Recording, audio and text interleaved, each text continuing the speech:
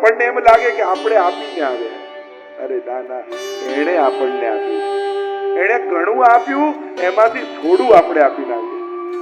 એ તો ઘણું આપે. એટલે જ વિચારકો કહે ને કે માણસ પૈસા માટે પાપ કરે, પણ ભગવાનની રચના કેવી છે, મરે ત્યારે પૈસા રહી જાય, પાપ ભેગા. આ ભગવાનનો સિદ્ધાંત. માણસ પૈસા માટે પાપ કરે, પૈસા છોડી જ જવાના, પાપ ભેગા આવે પાછું. જે કર્યું એ સાથે આવે, મેળવ્યું એ મૂકીને જવાનું. અને એટલા માટે આ વાત હંમેશા યાદ રાખજો, મેળવશો એ મૂકી જવાનું છે, જે કરશો એ ભેગું આવવાનું. માણસના કરેલા કર્મો ભેગા. જીવન પૂર્તિ નથી હોતી, મુકદ્દરની સમસ્યાઓ મૃત્યુને બાદ પણ રહી ગઈ છે હસ્તરેખાઓ. મર્યા પછી પણ આ ભાગ્યના અને કર્મના આ બધા ચાલતા જ રહે છે ચક્રો. અનેક દિવસ સુધી સુદામાને રોક્યા છે, કુબેરનો વૈભવ આપ્યો છે, સુદામાને ખબર ન પડવા દે. પ્રભુની આ જ વિશેષતા છે, એ આપે પણ એ ક્યારે પણ ખબર નહીં પડવા દે કે એણે આપ્યું. આપણે યાદ રાખવાનું કે એણે આપ્યું, એણે આપ્યું, એણે આપ્યું. એ ક્યારે નહીં, સુદામાને ન ખબર પડવા દે. આનંદથી રહ્યા સુદામા, મનોમન પ્રસન્ન થાય છે કે મેં સારું થયું, પ્રભુએ મને કઈ આપ્યું. મેં આરોગાવ્યું પણ કઈ લીધું નહીં. સુદામાને ક્યાં ખબર, ઠાકોરજી ક્યારેય કોઈનું એમને રાખતો નથી, અનેક ગણું કરીને પાછો આપે. ખેડૂત એક બીજ વાવે, ઠાકોરજી ગણીને એક ના આપે, એના અનેક કરીને પાછા આપે. આપણું નાનકડું સત્કર્મ પણ આપણને નાનું લાગે છે, પણ ઠાકોરજીની નજરમાં એ નાનું નથી. એ તો બીજ રૂપ માને છે કે મારે આ બીજને હજારો ફળ બનાવવાના, અને એ રીતે પાછું આપે. અનેક દિવસો સુધી સુદામા રહ્યા, અને એક દિવસ વિચાર આવ્યો, મારા ભૂખ્યા બાળકો અને મારી પત્ની મારી પ્રતીક્ષા કરતી હતી. અહીંયા હું આનંદ માણી રહ્યો છું અને એ લોકો ઘરે ભૂખ્યા છે. એટલે બે હાથ જોડીને પરમાત્માની સામે ઉભા રહી ગયા અને કહ્યું, પ્રભુ હવે મને જવાની આજ્ઞા. બહુ દિવસ આપની સાથે આનંદ કર્યા, અને આ એક એક ક્ષણ મારા માટે ચિરંજીવી છે. આપની સાથે વિતાવેલી એક એક ક્ષણ જિંદગી ભર યાદ રાખીશ. આનાથી મોટું ધન મારા જીવનમાં બીજું કઈ. પ્રભુ કહે, જાય નો વાંધો નહીં, પણ મારા વસ્ત્રો, મારો મુગટ. સુદામાને પાછા ફાટેલા વસ્ત્રો આપ્યા.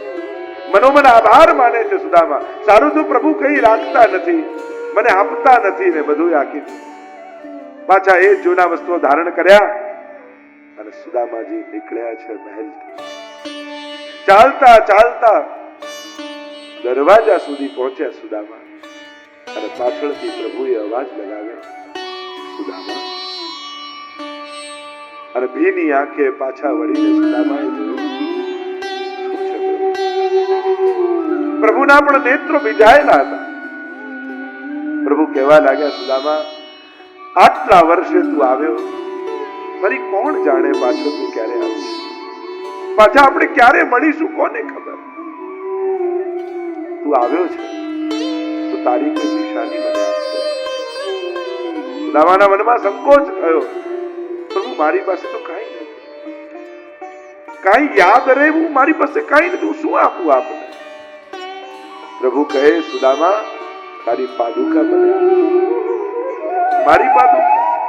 પ્રભુ કે, હા, તારી પાદુકા. હું એને જોઈ જોઈને તને યાદ કરીશ કે મારો એક આવો મિત્ર છે, તને તારા સંસ્મરણોને હું આગોળીશ, આપણા વિતાવેલા દિવસોને યાદ કરીશ. મને સંકોચ થયો, મારી પાદુકા આપી દઉં પ્રભુને? આ તો ઊંધું કહેવાય, દુનિયામાં ભગવાનની પાદુકા બધા રાખે. પ્રભુ કે, ના, મારે તારી પાદુકા જોઈએ. અને દરવાજાની ખૂણામાં બંને ખડાઓ કાઢી અને ખુલ્લા પગે દ્વારિકાની બજારમાં સુદામા. અને હવે તો 8 પટરાણીઓનો પિત્તો ગયો. પ્રભુ, હદ કરો છો આપ. આ સુદામાની પાદુકા પણ લઈ લીધી, ખુલ્લા પગે જાય છે, સારું લાગે છે? પ્રભુ કહે, મેં જાણી કરીને પાદુકા લીધી. હું ઈચ્છતો હતો કે દ્વારિકામાં ખુલ્લા પગે જાય, પણ શા માટે?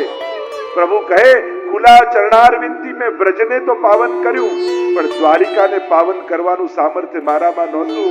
આ તો સુદામા જેવા ભક્તો જો ખુલા પગે જાય તો મારી દ્વારિકા ચોથું ધામ બની જાય. લોકો અહીંયા યાત્રા કરવા આવે, લોકો અહીંયા પગે લાગવા આવે કે આવો ભગવતી, આવી અવસ્થામાં પણ જે મને આપીને જાય એની તો ચરણોના સ્પર્શથી મારું ધામ, આ ઘર એ ભગવાનનું ધામ બની જાય, તીર્થ ધામ બની જાય. આ ધૂલીએ સુદામાના ચરણોના સ્પર્શ કર્યા છે. એટલે દ્વારિકા જ્યારે પણ જાઓ ત્યારે દ્વારિકાધીશને તો વંદન કરજો, પણ એ ધૂલીને પણ માથે ચડાવજો જ્યાં સુદામાના ચરણોના સ્પર્શ થયા. જેમ પ્રભુના ચરણોના સ્પર્શ વ્રજરજ માથે ચડાવીએ છે, એવી કેટલીક ભૂમિ એવી છે કે એને ભક્તોએ પાવન કર્યું. ગોપાલદાસજી પણ કહે, તીર્થ સકલ સનાથ કીધા, ચરણ રેણુ સમાજ, કોમલ પદ જ્યાં કમલ વિલસે, ધન્ય કહું તે દેશ. ગોપાલદાસ કહે કે જ્યાં જ્યાં મારા મહાપ્રભુજીના ચરણોના સ્પર્શ ભૂમિને થયા એ ભૂમિ ધન્ય છે. એ ધૂલીને હું માથે ચડાવું કે જે ભૂમિએ મારા મહાપ્રભુજીના ચરણારવિંદનો સ્પર્શ કરે છે. એટલે બેઠકજીની એ ભૂમિની મહત્તા છે, ત્યાં રજની મહત્તા છે. સુદામાજી નીકળ્યા. રાણીઓ કહે પણ એને કહી દીધું હોત કે તમે આટલું આપ્યું છે તો સુદામાનો રસ્તો જલ્દી કપાઈ જાય. પ્રભુ કહે, માંગનારો માંગી ન શકતો હોય તો આપનારો કેમ કહી દઉં કે મેં તને આપ્યું. હું ક્યારે પણ કોઈને પણ યાદ અપાવી એને નાનો નથી બનાવતો. માણસને એમ જ માનવા દઉં કે એની મહેનત, એની બુદ્ધિ, એનું ભાગ્ય, પણ ક્યારેય ખબર ન પડવા દઉં કે મેં એને આપ્યું. માણસને ના પુરુષાર્થનું બળ લાગે, બુદ્ધિનું બળ લાગે. તો બુદ્ધિમાં વિચાર કરો છો કે આવે છે? આવે છે વિચાર. આ પ્રેરણાઓ મળે છે. કરનારો એ પરમાત્મા છે. અને સુદામાજી ચાલ્યા છે, આવ્યા સુદામપુરીમાં અને જુએ ઝૂંપડું નથી, સોનાનો મહેલ ઉભો છે. અને થયું ત્યારે મારું ઝૂંપડું ગયું, મારા પત્ની, મારા બાળકો ક્યાં ગયા હશે? ગભરાવા લાગે. અરે આપના હાથથી તાંદુલ આરોગી પ્રભુએ કુબેરનો વૈભવ ઘરમાં ભરી દીધો. અને આ સાંભળતાની સાથે ચોધાર આંસુ સુદામાજી રડવા લાગ્યા. અરે કનૈયા, તું રહ્યો કપટીનો કપટી. મને તો એ ખુશી હતી કે હું આપીને આવું છું અને મારું આપેલું બધાએ જોયું, પણ તારું આપેલું તો કોઈને દેખાયું નહીં. અને કુબેરના વૈભવ ભરી દીધા. આપણું આપેલું હોય એની તો રિસિપ્ટ આપણને મળી જાય કે હા આપીને આવ્યા, લખાઈને આવ્યા, પણ ભગવાન આપે એની કઈ રસીદ આપી હતી, કઈ રિસિપ્ટ મળે છે એ તો ખબર નથી પડતી. સૂતા હોઈએ અને વાવેલા બીજોમાંથી ફણગાઓ ફૂટી જાય, ખબર ન પડે ભગવાને આપ્યું હોય. એવું શાંતિથી ભગવાન આપે છે કે એ લેનારને પણ ખબર નથી પડતી કે આપનારો કોણ હતો. આપણે ત્યાં તો માણસ માટે એમ કહ્યું કે એક હાથ આપે તો બીજાને ન ખબર પડે, પણ ભગવાન તો એ રીતે આપે છે કે લેનારને, જેના હાથમાં આવ્યું એને ખબર ન પડે કે કોણ આપનારો. આ તો ભક્ત સમજી જાય છે. ભગવતીને એ આંખો છે, ઓળખે છે કે જો હમણાં આના મનમાં મારા ભગવાન વસ્યા, હમણાં આની જીભમાં ભગવાન વસ્યા, આના હાથમાં અત્યારે મારા ભગવાન વસ્યા. સાધારણ વ્યક્તિ વ્યક્તિઓને જુએ, ભક્ત અંદર રહેલા ભગવાનને ઓળખી. આ મારા ઠાકોરજીની લીલા છે. નહીં તો આ વ્યક્તિ આ ટાઈમે આવીને ઉભો ન રહે, આ રીતે આવીને મદદ ન કરી જાય. મારો લાલન આજે એના મનમાં આવીને વસી જાય.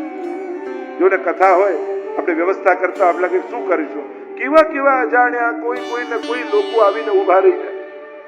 ચિત પરિચિત અને ઘણા તો ઓળખતા ના હોય એવાય મદદમાં આવી જાય. ઠાકોરજીનું કાર્ય ઉપાડો ત્યારે ઠાકોરજી કેટલાના હૃદયમાં વસી અને આ કાર્ય કરી દેતા હોય. સ્વજનોને પ્રેરે, ક્યાંક કોઈ ને કોઈ આવીને આપણા કાર્યો એવા સરળ બનાવી જાય અને ત્યારે આપણને અનુભવાય હા ભગવાન કથામાં છે.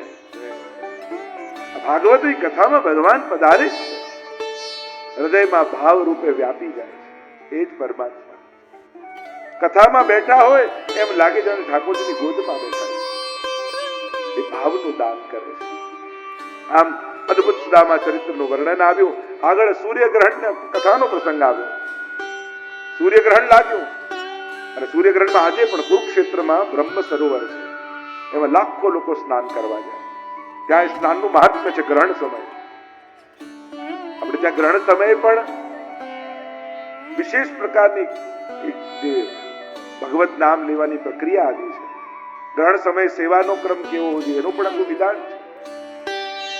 અહીંયા ગ્રહણ લાગ્યું અને દ્વારિકાથી પ્રભુ પોતાની પટરાણીઓ અને વસુદેવ દેવકીજીને લઈ કુરુક્ષેત્રમાં બ્રહ્મ સરોવરમાં અને વ્રજમાંથી નંદ બાબા, યશોદાજી, ગ્વાલ, સખીજનો એ પણ સ્નાન કરવા આવે.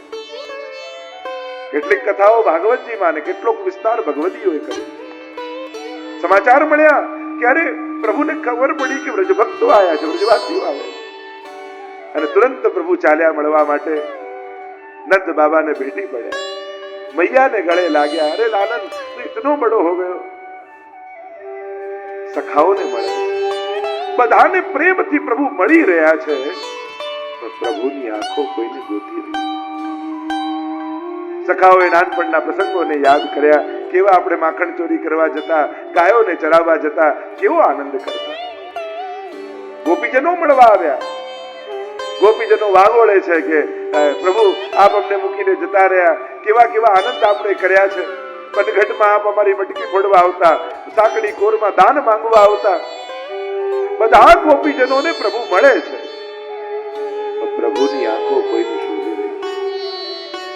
અને જ્યારે ન રહેવાયું ત્યારે સખીઓને પૂછે છે કે રાધા ક્યાં છે? અને ગોપીજનો કહે કે એ ઝાડની નીચે પીઠ દઈને ઊભી છે, કહીને કહી છે મારે નથી જોવું મુખ કૃષ્ણ, દગો આપીને ગયો છે મને બ્રજમાં. અને હિંમત ભેગી કરી પ્રભુ ધીમે પગલે રાધાજીની નિકટ પહોંચે. ચરણના ચાપનો અવાજ રાધાજીના રોમ રોમને રોમાંચિત કરી રહ્યો. કઈ રીતે આટલા વર્ષો પછી પ્રભુનું મુખ જોયું. અને જ્યાં પાછળ આવી ધીમે રહીને હાથ જ્યારે પ્રભુ કંધા પર મૂકે અને પોક મૂકીને રાધાજી રડી પડે. પ્રભુ કયો અપરાધ અમારો હતો આ રીતે મને મૂકીને આપ જતા? કયો દોષ અમારો હતો? પ્રભુ કહે દોષ તમારો નહીં. જ્યારે ગામમાં કોઈના ઉપર કરજ વધી જાય અને ચૂકવી ન શકતો હોય તો એ ગામ છોડીને ભાગી જતો હોય છે. એમ હે ગોરજ ભક્તો, તમારો કરજો પ્રેમનો એટલો બધો મારા માથે ચડી ગયો કે મને ડર લાગ્યો કે જો બદલો તમે માંગશો ને તો મારે ફરી અવતાર લઈને આવવું પડશે. આ એક જન્મમાં ચૂકવી શકું એમ નહોતો, એટલે બહાનું કાઢીને હું જ ભાગી ગયો. અનેક અનેક પ્રસંગો વર્ણન કર્યા. આઠે પટરાણીઓને સમાચાર મળ્યા કે પ્રભુ અને રાધાજી આવ્યા. આઠે પટરાણીઓને એમ થયું કે રોજ અમારી બાજુમાં પ્રભુ સૂતા હોય, પણ રૂવાડે રૂવાડે પ્રભુના એક જ અવાજ આવતો હોય છે, રાધા રાધા રાધા રાધા. અરે રાધાજી આવ્યા. આ તો વર્ષોની અમારી ઈચ્છા હતી કે ક્યારેક રાધાજીના દર્શન અમને થઈ જાય. સંદેશો મોકલાવ્યો છે કે આઠે પટરાણીઓ આપને મળવા માંગે. રાધાજી કે મને? હા, નક્કી કર્યું છે કે છાવણીમાં રાધાજી આટલા વાગે મળવા આવશે. અને આઠે પટરાણીઓ સિંહાસનમાં ગોઠવાઈ ગયા અને જ્યાં રાધાજી પ્રવેશ કર્યા આઠે ઉભા થઈ ગયા. અરે આપના વિશે ઘણું સાંભળ્યું હતું પ્રભુના મુખે, પણ આજે દર્શન કર્યા ને ત્યારે ખબર પડી કે સાંભળ્યું એ તો કાંઈ નહોતું. એવું આપનું સ્વરૂપ. સ્વાગત કર્યું છે, બધી જ લીલાઓના અવગાહન કર્યા છે. સ્વાગત કરીને દૂધ મંગાવ્યું કે આ દૂધ પાન કરાવ્યું અને પ્રભુની સઘળી લીલાઓ જાણી. રાત્રિના સમયે જ્યારે પ્રભુ પધાર્યા છાવણીમાં, રુક્ષ્મણીજી પ્રભુના ચરણ દબાવે છે અને ચરણ દબાવતા દબાવતા રુક્ષ્મણીજીનો હસ્ત ઠાકોરજીના ચરણના તળિયા ઉપર લાગ્યો અને પ્રભુ બૂમ પાડીને ઉભા થઈ ગયા. અરે પ્રભુ શું? ના કાંઈ નહીં. અરે આમ આપને શ્રમ ક્યાંથી પડ્યો? શું થયું? આમ ઉભા કેમ થયા? અને જ્યાં રુક્ષ્મણીએ જોયું ને તો પ્રભુના પગના તળિયે ઓલ્લાઓ પડ્યા. પ્રભુ આ ક્યાંથી આમ તાજ્યા? આવી ગરમી આપને ક્યાં લાગી? ત્યારે બહુ આગ્રહ કર્યો ત્યારે પ્રભુએ કહ્યું કે તમે રાધાજીને મળવા બોલાવેલા ને, અને તમે એમના સ્વાગતમાં દૂધ મંગાવ્યું ત્યારે દાસી ઉતાવળમાં ગરમ ગરમ દૂધ લાવી અને સંકોચમાં રાધાજી એને પી તો ગયા, પણ એમના હૃદયમાં મારા અખંડ ચરણારવિંદનો વાસ છે અને એની ગરમીથી મારા ચરણ દાઝી ગયા.